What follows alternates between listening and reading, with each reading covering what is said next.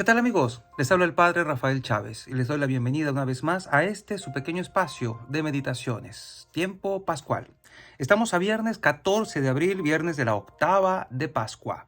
En el nombre del Padre, del Hijo y del Espíritu Santo. Amén. Dios Todopoderoso y Eterno, que estableciste el misterio pascual como alianza de la reconciliación humana, concédenos manifestar en las obras lo que celebramos con fe. Por nuestro Señor Jesucristo, tu Hijo, que vive y reina contigo en la unidad del Espíritu Santo, y es Dios, por los siglos de los siglos. Amén. La primera lectura está tomada del libro de los Hechos de los Apóstoles, capítulo 4, versículos del 1 al 12. En aquellos días, mientras Pedro y Juan hablaban al pueblo, se presentaron los sacerdotes, el jefe de la guardia del templo y los saduceos, indignados porque los apóstoles enseñaban al pueblo y anunciaban que la resurrección de los muertos se había verificado en la persona de Jesús. Los aprehendieron y, como ya era tarde, los encerraron en la cárcel hasta el día siguiente. Pero ya muchos de los que habían escuchado sus palabras, unos 5,000 hombres, habían abrazado la fe. Al día siguiente, se reunieron en Jerusalén los jefes del pueblo, los ancianos y los escribas, el sumo sacerdote Anás, Caifás, Juan, Alejandro y cuantos pertenecían a las familias de los sumos sacerdotes. Hicieron comparecer ante ellos a Pedro y a Juan y les preguntaron: ¿con qué poder o en nombre de quién han hecho todo esto? Pedro, lleno del Espíritu Santo, dijo: jefes del pueblo y ancianos, puesto que hoy se nos interroga acerca del beneficio hecho a un hombre enfermo, para saber cómo fue curado, sépanlo ustedes y sépalo todo el pueblo de Israel. Este hombre ha quedado sano en el nombre de Jesús de Nazaret, a quien ustedes crucificaron y a quien Dios resucitó de entre los muertos. Este mismo Jesús es la piedra que ustedes, los constructores, han desechado y que ahora es la piedra angular. Ningún otro puede salvarnos, pues en la tierra no existe ninguna otra persona a quien Dios haya constituido como Salvador nuestro. Palabra de Dios, te alabamos, Señor. Salmo 117. La piedra que desecharon los arquitectos es ahora la piedra angular. Dad gracias al Señor porque es bueno, porque es eterna su misericordia. Diga la casa de Israel: eterna es su misericordia. Digan los fieles del Señor: eterna es su misericordia. La piedra que desecharon los arquitectos es ahora la piedra angular. Es el Señor quien lo ha hecho. Ha sido un milagro patente. Este es el día en que actuó el Señor. Sea nuestra alegría y nuestro gozo. Señor, danos la salvación. Señor, danos prosperidad. Bendito el que viene en nombre del Señor. Os bendecimos desde la casa del Señor. El Señor es Dios. Él nos ilumina. La piedra que desecharon los arquitectos es ahora la piedra angular. Y el Evangelio de hoy está tomado de Juan, capítulo 21, versículos del 1 al 14. En aquel tiempo Jesús se les apareció otra vez a los discípulos junto al lago de Tiberíades. Se les apareció de esta manera. Estaban juntos Simón Pedro, Tomás, llamado el gemelo, Natanael, el de Caná de Galilea, los hijos de Zebedeo y otros 2 discípulos. Simón Pedro les dijo: voy a pescar. Ellos le respondieron: también nosotros vamos contigo. Salieron y se embarcaron, pero aquella noche no pescaron nada. Estaba amaneciendo cuando Jesús se apareció en la orilla, pero los discípulos no lo reconocieron. Jesús les dijo: muchachos, ¿han pescado algo? Ellos contestaron: no.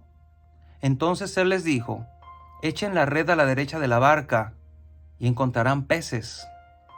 Así lo hicieron, y luego ya no podían jalar la red por tantos pescados. Entonces el discípulo a quien amaba Jesús le dijo a Pedro: es el Señor. Tan pronto como Simón Pedro oyó decir que era el Señor, se anudó a la cintura la túnica, pues se la había quitado, y se tiró al agua. Los otros discípulos llegaron en la barca, arrastrando la red con los pescados, pues no distaban de tierra más de 100 metros. Tan pronto como saltaron a tierra, vieron unas brasas y sobre ellas un pescado y pan. Jesús les dijo: traigan algunos pescados de los que acaban de pescar. Entonces Simón Pedro subió a la barca y arrastró hasta la orilla la red, repleta de pescados grandes. Eran 153, y a pesar de que eran tantos, no se rompió la red. Luego les dijo Jesús: vengan a almorzar. Y ninguno de los discípulos se atrevía a preguntarle: ¿quién eres? Porque ya sabían que era el Señor. Jesús se acercó, tomó el pan y se lo dio, y también el pescado. Esta fue la tercera vez que Jesús se apareció a sus discípulos, después de resucitar de entre los muertos. Palabra del Señor. Gloria a ti, Señor Jesús. Hay varios elementos interesantes en las lecturas de hoy. Empezando por el libro de los Hechos, que nos muestra cómo Pedro valientemente, el Pedro de antes, totalmente transformado y convertido en un predicador que es capaz de transformar a 5,000 personas con su predicación. Dice que eran 5,000 hombres, y esto es mucho hablar. Después de que los interrogan acerca de sanar a un hombre, con cuánta valentía y con cuánta seguridad ellos dicen claramente: este hombre ha quedado sano en el nombre de Jesús de Nazaret. Y nosotros seríamos capaces de decirlo de esta manera: este hombre queda sano en el nombre de Jesús de Nazaret. Nosotros, al igual que en aquel entonces, confiamos en este mismo Jesús, en este Jesús que resucitó de entre los muertos y en cuyo nombre nosotros celebramos toda la liturgia. Todo se hace en el nombre de Jesús, dirigido al Padre, en nombre de Jesucristo nuestro Señor, en el Espíritu Santo. Toda la liturgia está en esa fórmula: al Padre por el Hijo, en el Espíritu Santo. Y eso es interesante como termina este párrafo del libro de los Hechos, capítulo 4, en el versículo 11 y 12, cuando dice: este mismo Jesús es la piedra que ustedes, los constructores, han desechado, pero que ahora es la piedra angular. Y Jesús es la piedra angular de nuestra vida, debe ser la piedra angular de nuestra vida, de nuestra existencia, de nuestra manera de pensar y de obrar. Preguntémonos, a la luz de los acontecimientos de la resurrección y a la luz de todo lo que el Señor nos ha enseñado, ¿Él es de verdad la piedra angular, aquello en lo que está edificado nuestra personalidad, nuestra manera de predicar, nuestra manera de obrar, nuestra manera de pensar? Porque si no es así, nuestro edificio se va a caer. Me llama mucho la atención cuando Pedro dice: en la tierra no existe ninguna otra persona a quien Dios haya constituido como Salvador nuestro. Entendamos esto: no existe ninguna otra persona, ningún otro nombre. Solo en el nombre de Jesús nosotros podemos hallar salvación. Y puede que mucha gente pues ponga su fe en otras cosas, o en otros nombres, o en otras personas. Pero que nos quede claro a nosotros los cristianos que solo el nombre de Jesús salva. Solo el nombre de Jesús trae salvación y vida nueva. Y solo bajo el nombre de Jesús encontramos salvación, encontramos resurrección y vida eterna. Que esto jamás se nos olvide.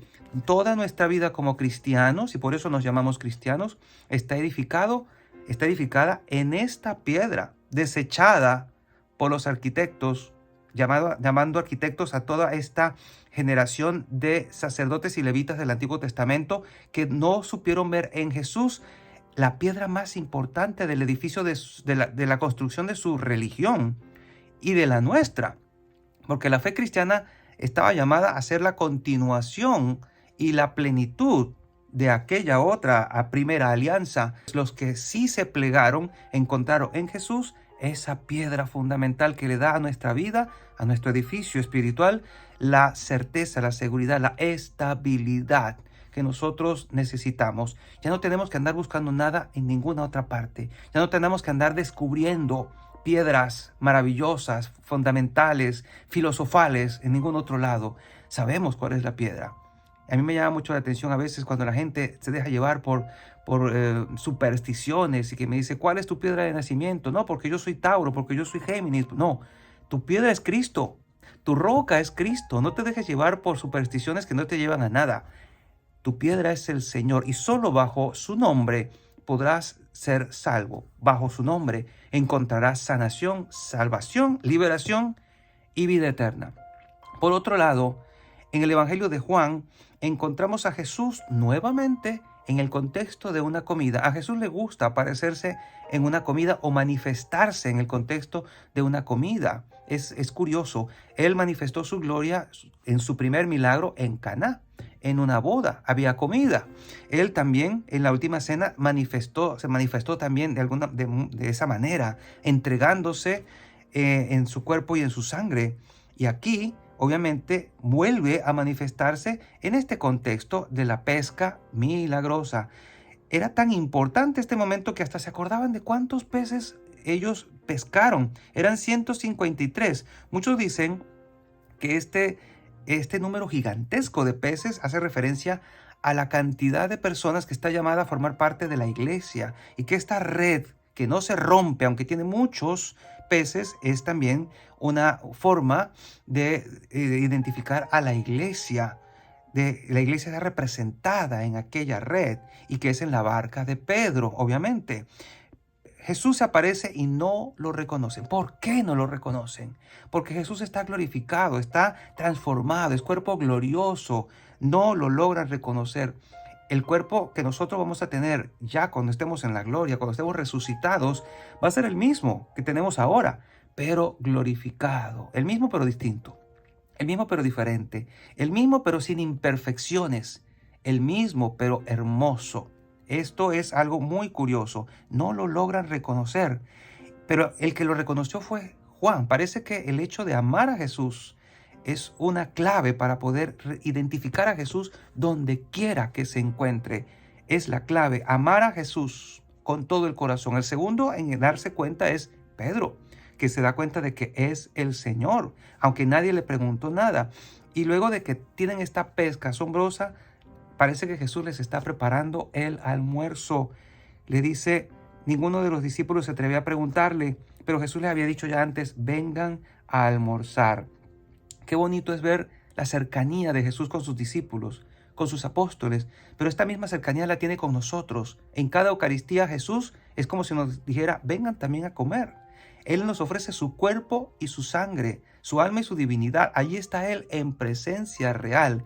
Él nos invita en cada misa a comer de su cuerpo. Él es el alimento. Y nosotros deberíamos saltar de gozo y de contento cada vez que vamos a una Eucaristía, con todo el respeto también y la solemnidad que el momento lo merece, porque vamos a comer de Jesús.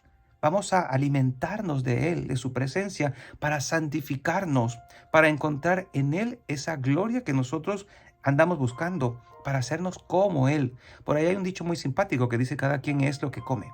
Y si nosotros comemos de Jesús, nos iremos pareciendo más a Él. No nos olvidemos que el propósito del cristiano es ser como Cristo. Él es el hombre perfecto. Él es Dios, pero también es el hombre perfecto. Y en la medida que nosotros nos vayamos haciendo como Él, vamos haciendo también de nosotros una vida perfecta. Nos vamos entendiendo a nosotros mismos. El ser humano es un misterio. Y en la medida que vamos haciendo de nosotros una persona más parecida a Jesús, nos vamos encontrando con nosotros. No olvidemos que Dios es el que es. Cuando Jesús muchas veces decía, yo soy, hacía referencia a su identidad como Dios. Pero nosotros también, en la medida que nos vamos identificando con el yo soy, con Jesús, nosotros seremos. Vayamos identificándonos, nos iremos identificando con Él. Qué hermoso es sentir a Jesús cercano, donde Jesús se te da, se nos entrega en su cuerpo, en su sangre, en su alma y en su divinidad.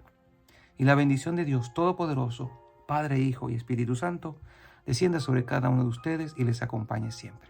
Y seguiremos en contacto, si Dios lo permite, a través de este canal. Chao, chao.